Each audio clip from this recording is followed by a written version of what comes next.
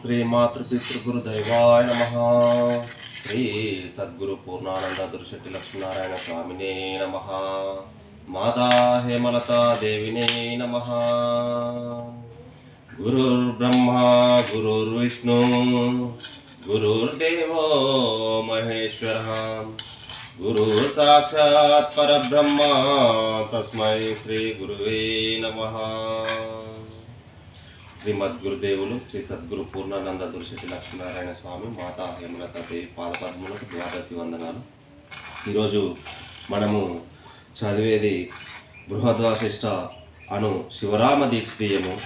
సంపాదకులు శ్రీ నిత్యానంద కుర్మాంచల ప్రభుల వారి ప్రియ శిష్యుడు శ్రీ బోధానంద కధ్యానం సుదర్శనాలు రాజయోగి గారి చే మనం ఈ బుక్ చదివి వినిపిస్తున్నాము. మొన్నటి వరకు శ్రీశైలం శీఘ్రం దృష్ట పునర్జన్మ విశ్రుతి చదివి వినిపించాను. ఇక్కడి వరకు మీకు చదివించాను. మళ్ళీ ఇప్పుడు ఈరోజు చదివేది బట్టబయలు లక్షణము చదివి వినిపిస్తాను. మీకు అందరూ ఆసక్తిగా విని ఆలపిస్తారని మనస్ఫూర్తిగా కోరుకుంటూ మీ అచల భక్తుడు శ్రీ మారేడుగొండ రామకృష్ణాచారి. జై సద్గురు ప్రభు మహారాజుకి జై. గురువులు గురు శిష్యులు నాతోటి శ్రేయభిలాషులందరికీ పేరు పేరు నా హృదయపూర్వక నమస్కారాలు. 9 బట్టబయలు లక్షణము. శూన్యం గానిది బట్టబయలు, క్రియాశూన్యమైనది బట్టబయలు, ఒకటైన భ్రాంతి లేనిది బట్టబయలు, మూలం లేని ఈ గుర్తెరిగే శరీరం తోటి సంబంధం లేనిది బట్టబయలు, అచలమనే ప్రసిద్ధి చేత ఉన్నది బట్టబయలు.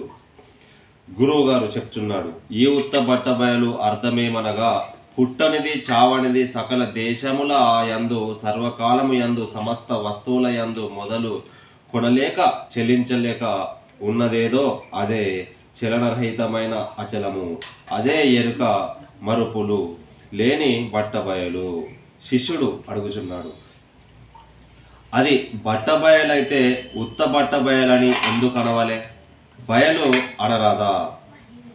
గురు, ఆత్మ ఉంటే చాలును గదా, కేవలాత్మయాని ఎందుకు అనవలెను?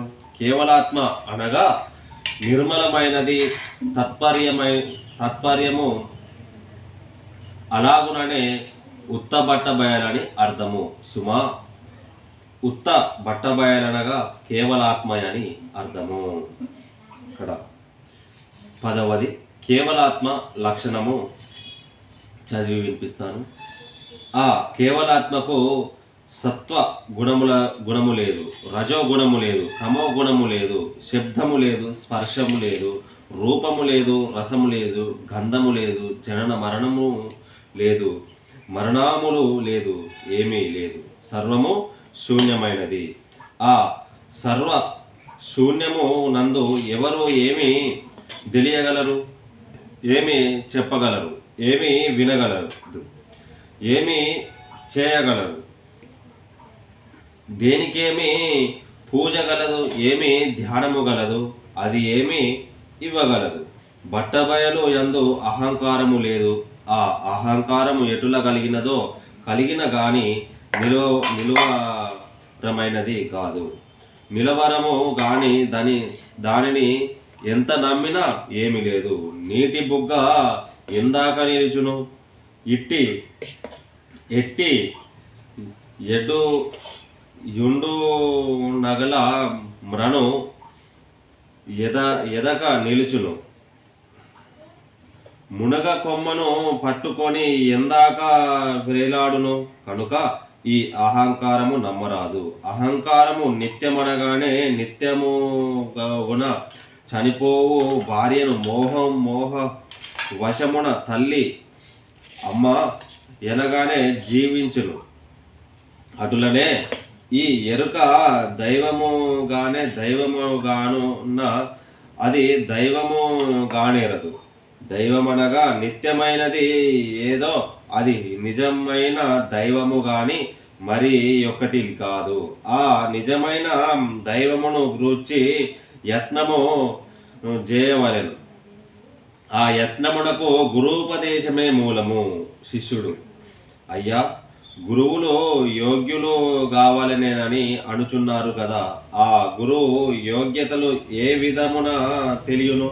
గురువు గారు చెప్పుచున్నాడు, వినబోయి గురువులనగా శిష్యుల యొక్క దానమున కాశపడని వారలు శిష్యుల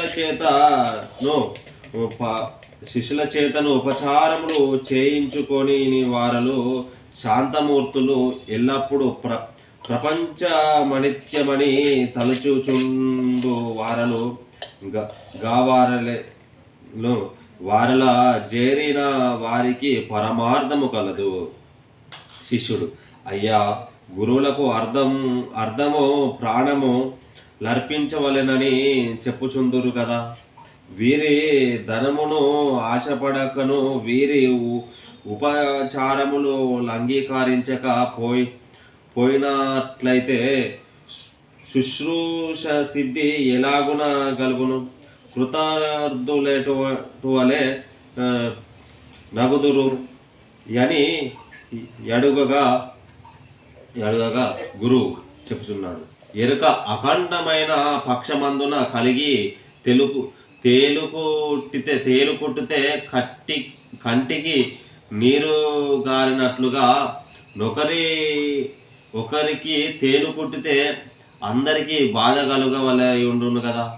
ఒకరు ముక్తులైతే అందరూ ముక్తులు కావాలను, అందరూ ముక్తులైతే నరకమునకు ఎవరు లేరు, అట్లకు చెల్లదు. ఎరుక లేని వారు ఎవరు గలరనగా ముక్తులైన వారికి ఎరుక లేదు, ముక్తులకు ఎరుక గలగదు. ముక్తులైన వారికి ఎరుక లేదు, మరుపు లేదు, వారికి జగత్తు లేదు, ఎవరు లేరు.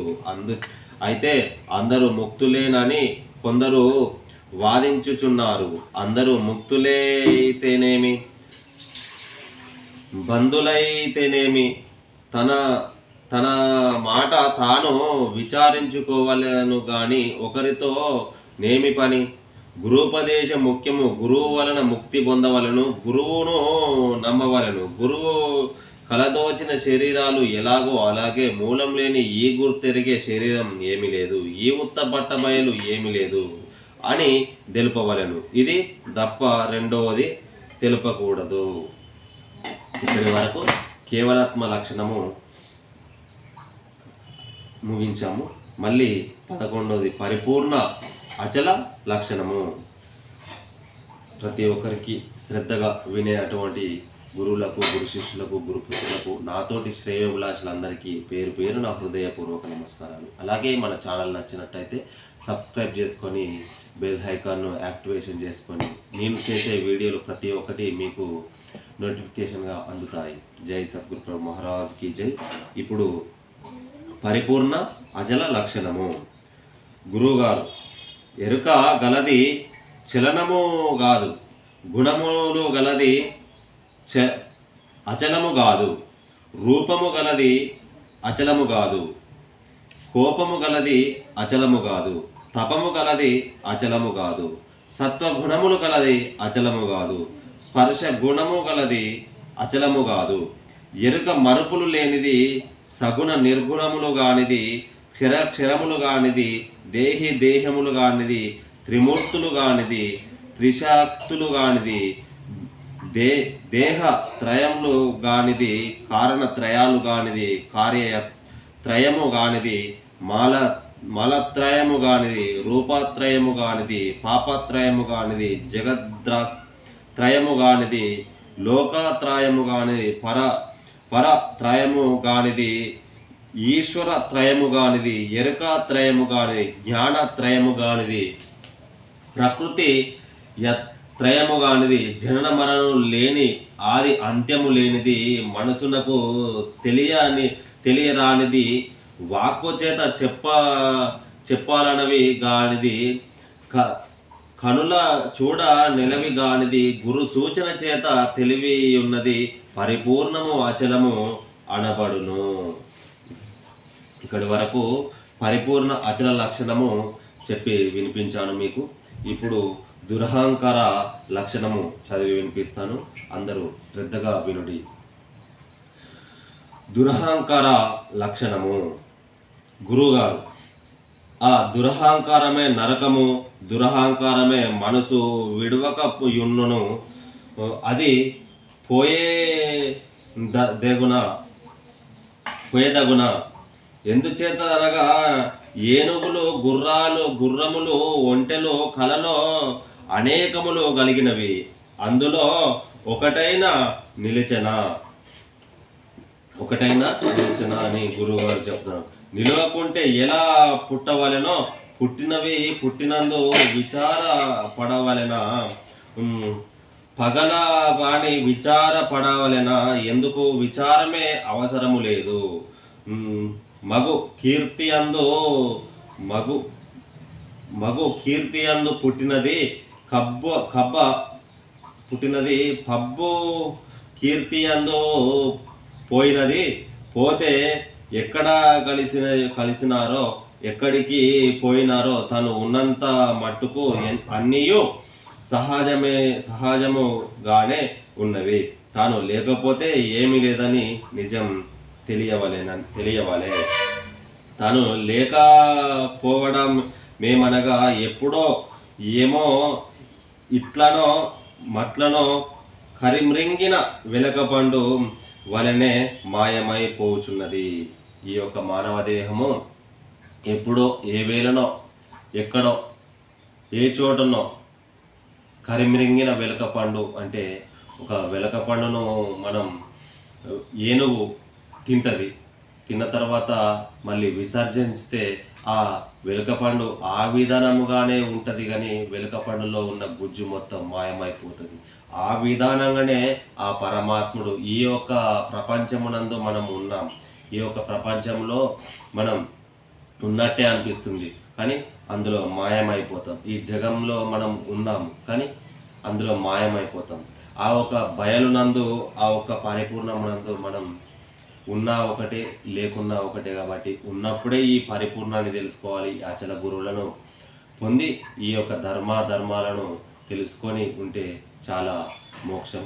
కాబట్టి ఈ కర్మ సిద్ధాంతాలు మనకు తెలియకుండానే వస్తాయి. ఈ యొక్క పూర్వజన్మ సుకృతం వల్ల ఈ కర్మ సిద్ధాంతాలు వస్తూ ఉంటాయి. కాబట్టి ఈ కర్మను తొలగించాలంటే ఎవరి వల్ల కాదు, అది ఒక గురువు వల్ల మాత్రమే అవుతుంది. కాబట్టి ఆ గురువు పాదరేణు మనకు తాకితే ఆ పాదరేణు ద్వారా మనకు మోక్షం కలుగు. ఈ జన్మలో కాకపోయినా మళ్ళొక జన్మలోనైనా ఆ ఒక మోక్షం కలుగుతుందని ఈ యొక్క అర్థము.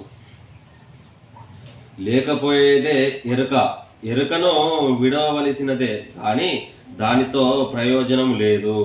ఆ ఎరుక బహు చిత్రములు కానిది, అనేక రూపములు గలది, పామరతత్వము గలది. పాపము దోచదు, పుణ్యము దోచదు. దాని మనస్సును దానిని నమ్మిన వారు ఎవరున్నను బాగుపడలేదు. అది స్త్రీ రూపమైన పురుషులను జరుపుచున్నది, పురుష రూపమై స్త్రీలను జరుపుచున్నది. ఆ ఎరుకను ఎవరు సన్మానించకూడదు. ఎరుకను విడవని వారిదే పాపము. ఆ ఎరుక అయితే ఏదో ఉన్నదో, ఈ యొక్క భ్రమలు ఇవన్నీ ఏవైతే ఉన్నాయో ఆ ఒక దానిని విడవాలను అని చెప్తున్నాడు. అది విడిపోచునే ఉన్నది, కానీ దానినే విడవలేరు. దానిని ఎంతో గట్టిగా చేయుచున్నారు.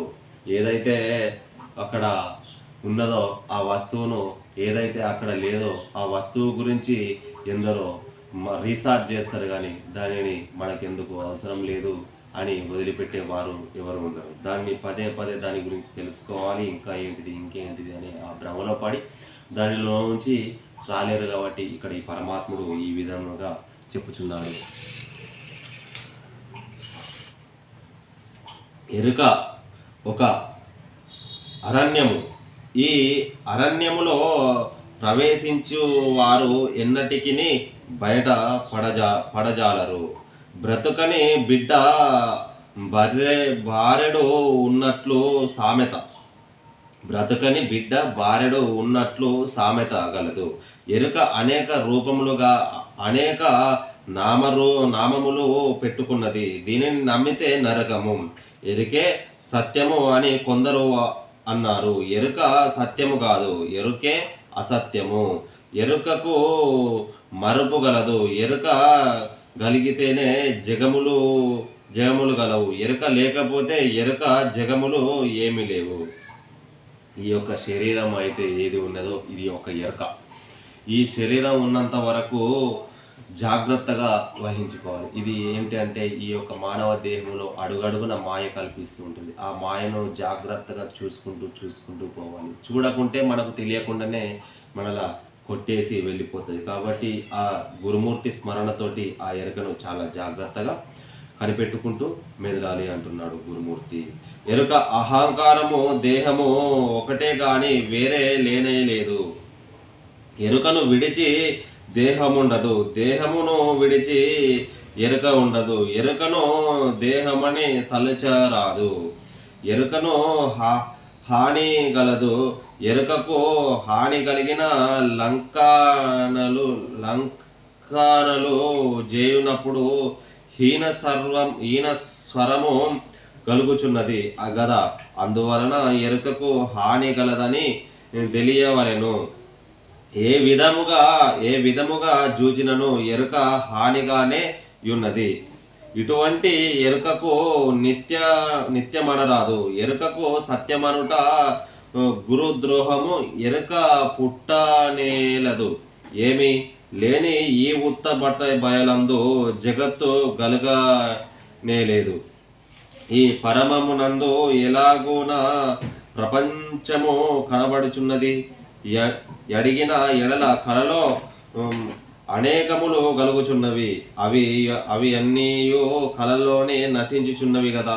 కలలో గానిన వస్తువులు ఎంత నిజమో అవి అంతే నిజము. ఈ నిజమునకు ఎవరు మురియగలరు? బాలురు మురుతురు. బాలులకు వృద్ధులకు సంబంధము లేదు. బాలురు బహుగా వినోదింతురు. క్రమముగా ఆ బాల్యాంతము నశించవలెను. అప్పుడు గాని తెలియదు. పిల్లలు బొమ్మరిల్లు కట్టుకొని వినోదముగా నాడుకునుచుందురు కదా. వారి విలాసమే బాగుగా నుండును గాని మరి యొక్క విలాసము ఎలాగున తెలియను? అది కరిగాదని ఎవరైనాను విగత పరచి ఎడల వారల మీద ఎంతనో కోపం వచ్చును కదా. అలాగుననే బాలుర కార్యములు హర్షములు అబలతత్వము అందులో గలదు. కొందరికి వదలక యుండుట గలదు. అందుకు మనము సంతోషించకూడదు. అది యుక్తము కాదు. బట్టబయలును నమ్మితే బ్రతుకుగలదు. పరిపూర్ణమనగా ఈ కనబడునది పరిపూర్ణము, ఈ కనబడేది పరమము కాదని ఎందరేమో. ఇది బట్టబయలు కాకపోతే దీనిని మాత్రము నిషేధించబడుచున్నదా? ఇది సృష్టికి పూర్వము ఉండలేదా? శిష్యుడు ఉంటే గురు, అప్పుడు దీని పేరు ఏమనవచ్చును? శిష్యుడు ఏమనరాదు. గురు ఓయి బట్టబయలని ఏమనుట ఎందుకనగా సూచన అనుట ఏ గాని ఎరుకపోయిన పిమ్మట అనుకునేవారు ఎవరు గలరు? ఎరుక ఉన్నంత వరకే పరమని బట్టబయలని ఎనవలసి వచ్చును. కానీ ఎరుక లేకపోతే పరమాని బట్టబయలని ఎవరందరు? అంత ఎరుకతోనే నున్నది. ఎరుక దేహమై ఉంటే దేహము నశించును కదా. ఈ గుర్తెరిగే శరీరం గురూపదేశము వలన లేనిదేనని నిశ్చయమగుట చేత దేహములు రెండు లేకపోను. గురువుగారు ఈ విధానముగా మనకు బోధించినాడు. గురూపదేశము వలన లేనిదేనని నిశ్చయమగుట చేత దేహి దేహములు రెండు లేకపోవును. కాబట్టి గురు శిష్యులు ఏకం కావాలి. ఈ యొక్క ప్రపంచంలో మనం ఉన్నా ఒకటే, లేకున్నా ఒకటే. ఈ యొక్క పరబ్రహ్మ స్వరూపాన్ని మనం ఆస్వాదనం చేసుకోవాలి. కాబట్టి ఇక్కడి వరకు మనం దురహంకార లక్షణము చదివి మీకు వినిపించాను. ఇప్పటి వరకు మళ్ళీ ఈ 13వది గురూపదేశ ప్రభావము మీకు చదివి వినిపిస్తాను.